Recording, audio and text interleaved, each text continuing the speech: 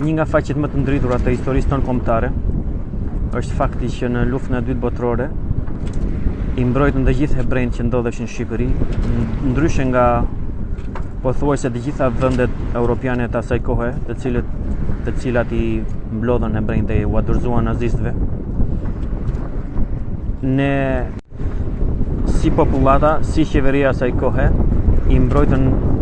hebrejtë në blok, duke i fshehur në shtëpitë e tyre ose duke i pajisur me dokumenta si shqiptar. Jo vetëm kaq, por popullata e hebrejve në Shqipëri gjatë luftës së dytë botërore u katërfishua, duke pasur shumë emigrantë hebrej nga shtetet përreth. Megjithatë, qeveria aktuale po mban një qëndrim katërcipërisht të kundërt me traditën tonë kombëtare, me vlerat e popullit tonë dhe me vlerat e mbar njerëzimit përgjithësi, duke u bërë palë e ngushtë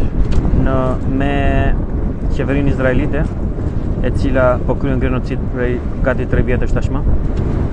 dhe duke ndihmuar atë qeveri kriminale me çdo mundësi që ka. Kjo është një faqe e zezë për vendin tonë, për historinë tonë, dhe një turp i madh për bashkëpunëtorët në genocid, dhe një turp i madh për brezat që ata do lënë mbrapa.